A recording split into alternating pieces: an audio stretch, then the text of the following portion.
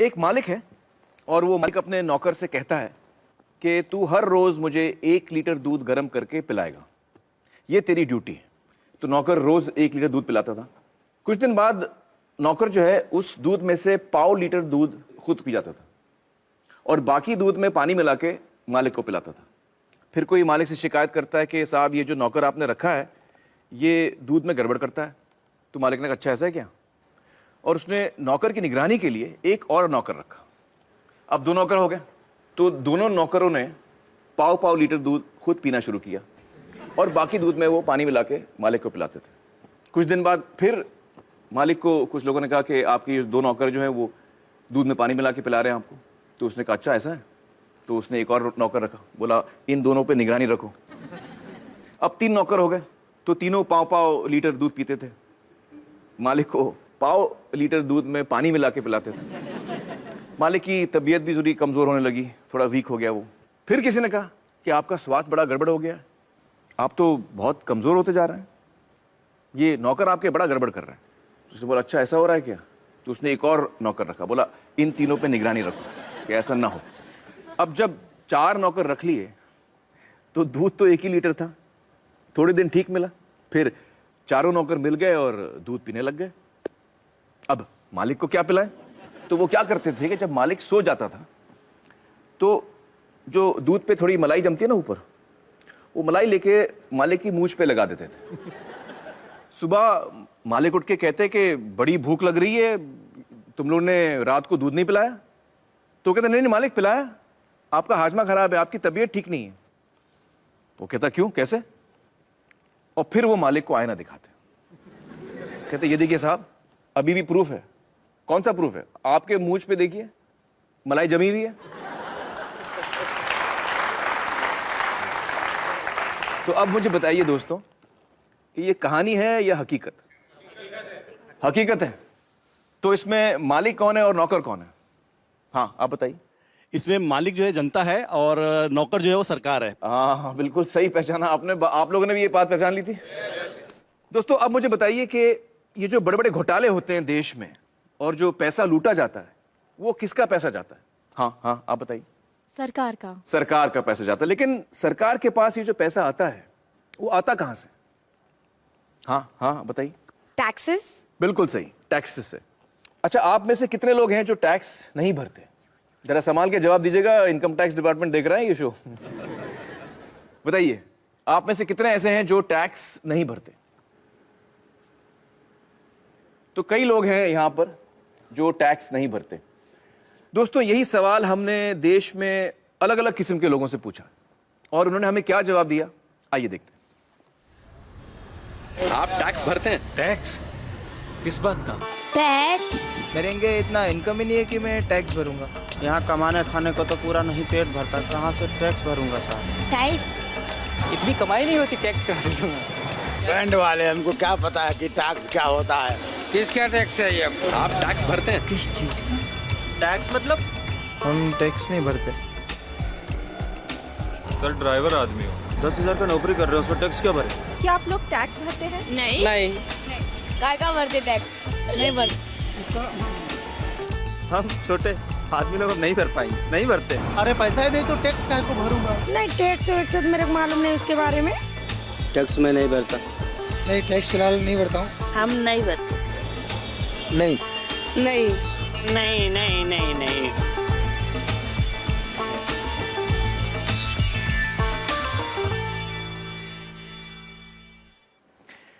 दोस्तों हमारे साथ इस वक्त है यामिनी अय्यर जी, जो accountability initiative centre for policy research इस नाम की संस्था के साथ जुड़ी हुई हैं।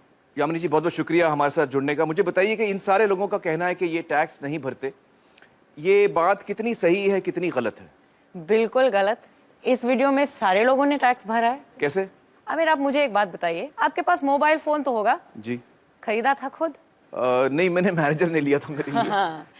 यहाँ पे किसी ने तो अपना मोबाइल फोन खरीदा होगा। मोबाइल फोन के जो बक्से के पीछे वो पर्ची है उसको ध्यान से देखा था।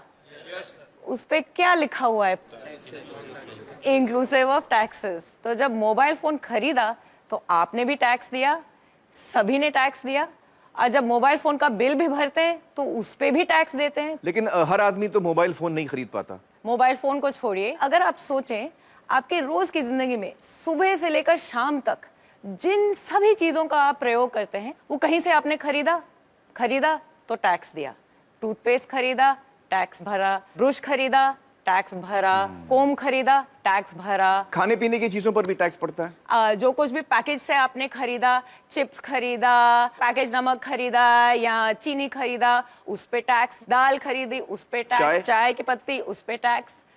तो हर चीज पे टैक्स लगता ही है। जब सभी ने कहा यहाँ पे कि उन्होंने टैक्स नहीं भरा, उनके मन में एक ही सोच था, मेरी आमदनी नहीं है या शायद कम है, जिसकी वजह से मैंने अपना इनकम टैक्स नहीं भरा। बट असल में दो टाइप के टैक्स होते हैं, एक डायरेक्ट टैक्स जिसका एक उदाहरण है हमारा इनकम टैक्स, और दूसरा इनडायरेक्ट टैक्स। और अगर इन आंकड़ों को ध्यान से देखोगे तो पता लगेगा कि ये जो 1/3 टैक्स केवल ही वो है जो हमारी डायरेक्टली इनकम टैक्स वगैरह से सरकार में आपका पैसा पहुंचता है। जी जी जी। बाकी जो टैक्स है, जो बड़ा हिस्सा है वो अपने इनडायरेक्ट टैक्स से आता है। जो चीजें हम खरीदते हैं सबसे ज्यादा वहां से आता है। तो 2/3 वहां से आता है। बिल्कुल, सुबह से लेकर शाम तक टैक्स भरते रहते हैं हम। तो इसका मतलब ये हुआ कि हर हिंदुस्तानी, चाहे वो गरीब आदमी हो अमीर आदमी हो, टैक्स भरता है। बहुत बहुत शुक्रिया यामिनी जी हमसे बातचीत करने का। Thank you so much. Thank you. तो दोस्तों अब मैं दोबारा आपसे पूछना चाहता हूं कि जब देश में कोई घोटाला होता है और कोई भ्रष्ट नेता या भ्रष्ट अधिकारी सरकार का पैसा लूटता है तो वो असल में किसका पैसा होता है? हम सब का पैसा जाता है, हम सब का जाता है। बिल्कुल सही। मुझे अक्सर ताज्जुब होता है दोस्तों कि जब भी कोई घोटाले की खबर आती है तो मैं देखता हूं कि लोग बड़ा मजा लेकर उसकी बातें करते हैं, हंसते भी हैं कि यार वो 10,000 करोड़ उड़ा के ले गया, कोई 20,000 करोड़ उड़ा के ले गया। इस दफा जब आप कोई घोटाले की खबर पढ़ें तो ये जानकर पढ़ें कि किसी ने हमारे रोज की मेहनत की कमाई का पैसा लूटा है। अच्छा मुझे बताइए कि यहां पर कौन कौन है जिनकी पर्सनल वेल्थ यानी खुद की संपत्ति 10 लाख से ज्यादा है? आप हैं 1 2 3 4 5 6 लोग हैं। तो बहुत ही कम लोग हैं यहां जिनको लगता है कि उनकी संपत्ति 10 लाख से ज्यादा है। चलिए दोस्तों अब हम अपने अगले मेहमान से मिलते हैं, श्री शुभ्रत दास, जो centre for budget and governance accountability इस नाम की संस्था के साथ काम करते हैं। आइए शुभ्रत जी। हमने शुभ्रत जी को जिम्मेदारी दी थी कि ये हमें बताएं कि हमारे देश की संपत्ति यानी हमारी नेशनल वेल्थ कितनी है। बताइए शुभ्रत जी, आपके खोज में क्या सामने आया? आमिर, आपने हमें समय बहुत कम दिया, इसलिए ये आकलन हम लोग पूरा तो नहीं कर पाए हैं। जी। फिर भी 2 बड़े चीज़ों का आकलन हमने किया है। जी। एक है हाइड्रोकार्बन रिजर्व्स, जी, जिसमें आता है क्रूड ऑयल, नेचुरल गैस, कोल और लिग्नाइट, मतलब कच्चा तेल, कोयला वगैरह। और दूसरा है अदर मिनरल रिसोर्सेज, मतलब खनिज भंडार। कुछ 84-85 अलग अलग तरह के मिनरल रिसोर्सेज हैं जिसका लगभग आधा हम लोगों ने इस एस्टिमेशन में कवर कर लिया है। आधा ही किया आपने? जी। मतलब जो मैंने आपको काम दिया था वो आप पूरा नहीं कर पाए? उतना ही डेटा मिल रहा है। मैं समझ सकता हूँ, मजाक कर रहा हूँ मैं। पूरे देश की संपत्ति का अंदाजा लगाने चलें तो उसमें बहुत वक्त लग सकता है। बिल्कुल सही कह रहे हैं आप। और इस वक्त में आप सिर्फ 1.5 चीजों का अंदाजा लगा पाए। बिल्कुल। तो आपके इस अंदाजे में क्या सामने आया? आंकड़ा क्या है आप मुझे बताइए। मैं यहाँ पर लिखूंगा। काफी बड़ा है, 5,000। 5,000 से शुरू कीजिए। अब मैं जब तक आपको ना रोकूं आप उसमें और 0 ऐड करते जाइए। जब तक ना रोकें आप? जी। अच्छा,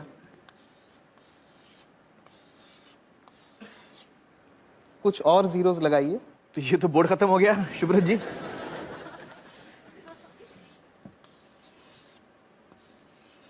और लगाइए। और लगाओ जी, थोड़ा और, एक और है? एक और। आप सच कह रहे हैं? जी, बस एक और। एक और? जी, एक और लगा दीजिए बस। तो ये कितना बड़ा आंकड़ा है मुझे बताइए आप। ये है 5,000 लाख करोड़ रुपए। 5,000 लाख? 5,000 लाख करोड़ रुपए? 5,000 लाख करोड़ रुपए। मुझे अभी तक समझ में नहीं आ रही है कितना बड़ा फिगर है। अच्छा हमें बताइए कि हमारे देश की जो आबादी है वो करीबन 120 करोड़ की है। तो अगर हम इस आंकड़े को 120 करोड़ लोगों में बांटें तो उसका मूल्य कितना होता है? 40 लाख रुपए। 40 लाख। जी। तो इस वक्त हम आराम से कह सकते हैं कि हम सब 40 लाख के मालिक हैं अपनी अपनी जगह पर, जब हमने सिर्फ 1.5 चीजों का अंदाजा लगाया। चलिए, बहुत बहुत शुक्रिया शुभ्रत जी हमसे बातचीत करने का। Thank you so much. दोस्तों, शुभ्रत, अब आप समझ रहे हैं कि आपकी, हम सब की संपत्ति कम से कम 40 लाख है, और 40 लाख तो सिर्फ 2 बल्कि 1.5 चीजों के अंदाजे पे। अगर हम देश भर की संपत्ति का अंदाजा लगाएं, जिसमें करोड़ों एकड़ जमीन है सरकार के हाथ में, पब्लिक सेक्टर की जो कंपनीज हैं, स्पेक्ट्रम है, और भी बहुत सारी चीजें हैं, इन सब का अगर हम अंदाजा लगाएं, तो मैं इकोनॉमिस्ट तो नहीं हूं, लेकिन हो सकता है कि हम सब इस देश में करोड़पति हों। बच्चा, बूढ़ा, हर इंसान, हम सब करोड़पति हैं। दोस्तों, अब हमें समझ में आ गया कि हमारा देश गरीब तो नहीं है, लेकिन फिर भी जनता इतनी बदहाली में क्यों है? आइए इसका जवाब ढूंढने की कोशिश करते हैं। हिंदुस्तान की धरती को तरह तरह के कुदरती खजानों का वरदान मिला है। हमारी धरती के अंदर ऐसी कीमती प्राकृतिक संपदा छिपी है जो हम सबकी साझी है। लेकिन जहां हमें एक ओर ये वरदान मिला है, वहीं दूसरी ओर जनता के इस खजाने को कुछ गिने चुने लोग और उनकी निजी कंपनियां लूट रही हैं। इसकी एक शर्मनाक मिसाल कर्नाटक के बेलारी में सामने आई। प्राकृतिक संपदा से समृद्ध दक्षिण भारत के इस खूबसूरत इलाके का आज ये हश्र कर दिया गया है। बेलारी के पहाड़ों से बेहतरीन क्वालिटी का कच्चा लोहा निकलता था। कुछ प्राइवेट कंपनियों ने अवैध तरीके से खनन का पूरा कारोबार अपने हाथों में ले लिया। मुनाफा बढ़ाने के लिए कई गैर कानूनी हथकंडे अपनाए गए। इस घोटाले की जांच कर्नाटक के तत्कालीन लोकायुक्त जस्टिस संतोष हेगड़े ने की। उनकी जांच में यह बात निकलकर सामने आई कि किस तरह से देश की संपत्ति को लूटा गया। कहीं प्रतिबंधित इलाकों में खनन हुआ, कहीं बिना अनुमति के जंगलों को उजाड़ दिया गया, और कहीं तय सीमा से कहीं ज्यादा खनन किया गया। उनकी रिपोर्ट के अनुसार इस घोटाले से जो नुकसान देश को हुआ, उसकी कीमत है 16,000 करोड़ रुपए। सार्वजनिक संपत्ति को निजी स्वार्थ के लिए हड़पने के इस तरह के कई मामलों को काफी नजदीक से देखा है जस्टिस संतोष हेगड़े ने। Thank you so much for joining us justice Hegde. Sir, आपने हमारे देश के एक बहुत बड़े घोटाले की जांच की है, जो बेल्लारी माइनिंग स्कैम के नाम से जाना जाता है। आपकी तहकीकात में क्या सामने आया? जिस तरीके से वहाँ हमारे देश के प्राकृतिक संसाधनों की लूट हुई, जो असल में नागरिकों की संपत्ति है, वो विश्वास के परे है। उनके दिमाग में सिर्फ एक ही चीज थी, पैसा बनाना किसी भी कीमत पर। सरकार को जो पैसा उस वक्त हर एक मैट्रिक टन के खनन के लिए दिया जा रहा था, वो था सिर्फ 27 रुपए प्रति टन। और उसी एक टन के लिए एक्सपोर्टर्स माल कहाँ भेज रहे हैं, कितनी दूर भेज रहे हैं, उसके हिसाब से 6 से 7 हजार रुपए कमा रहे थे। ओ बाप रे।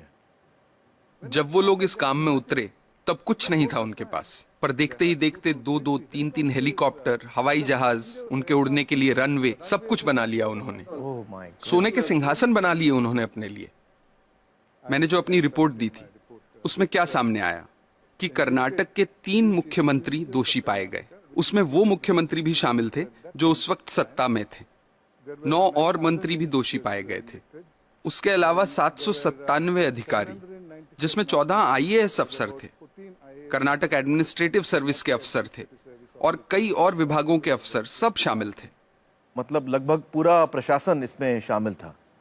मुझे लगता है कि हम सब के लिए एक बात समझना बहुत जरूरी है, खासतौर से जो नौजवान यहाँ बैठे हैं, कि जिस तरफ हम जा रहे हैं, अगर हम इस बर्बादी को यहीं नहीं रोकेंगे, इस पर अंकुश नहीं लगाएंगे, तो हम बहुत मुश्किल में फंस जाएंगे। देखिए, 1950 के दशक में एक घोटाला हुआ था, जीप स्कैम। उसमें देश को 52 लाख रुपयों का नुकसान हुआ। उस वक्त के हिसाब से एक बड़ी रकम थी, पर फिर भी आप देखिए कि 52 लाख में कितने जीरो होते हैं। और भी कई घोटाले थे। LIC में मुंद्रा घोटाला, भारत बैंक का डालमिया घोटाला, नगर वाला स्कैम सेंट्रल बैंक में। हर साल घोटाले होते थे। सोचने वाली बात यह भी है कि सब घोटाले तो बाहर भी नहीं आते हैं। 100 में से कोई 1 या 2 ही जनता के सामने आ पाते हैं।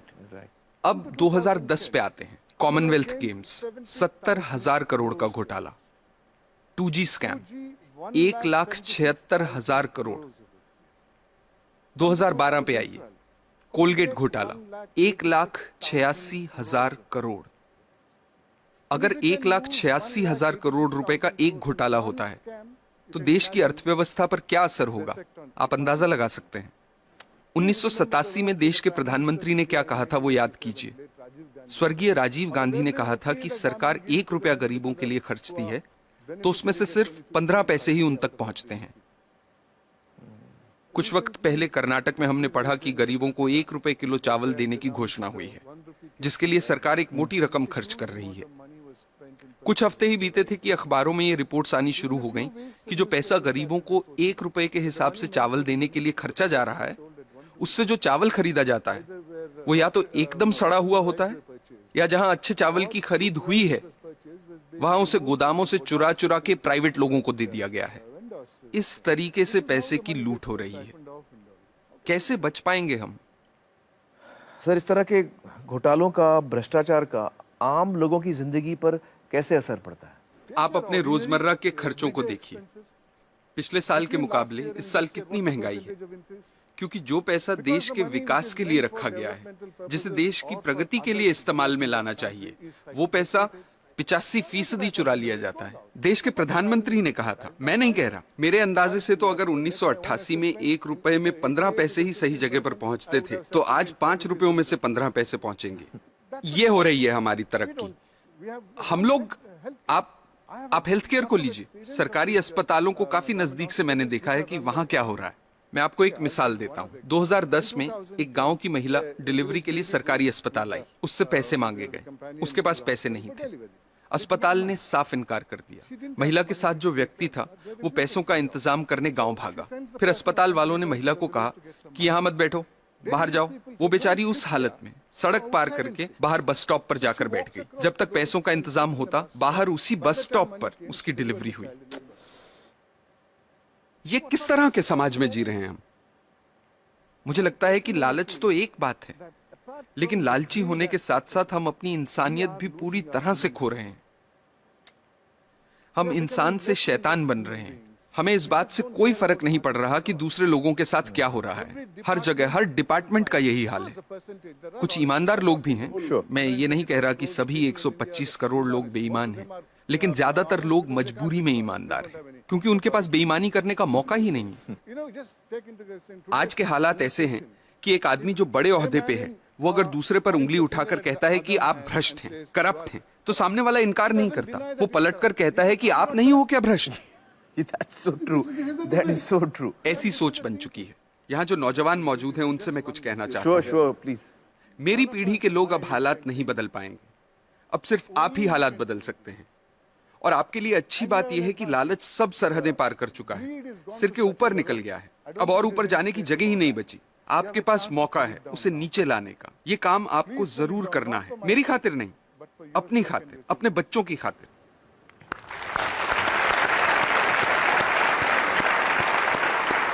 सर, हमें सख्त जरूरत है आप जैसे लोगों की जो हमारे लोकतंत्र को बचा के रख सकें। बहुत बहुत शुक्रिया हमारे साथ बातचीत करने का। Thank you so much sir. दोस्तों, सोचने की बात है कि जिनके हाथों में हम अपनी संपत्ति की चाबी दे रहे हैं, वो हमारी संपत्ति को कैसे लूट रहे हैं। आपको याद होगा मेरी मालिक और नौकर वाली कहानी।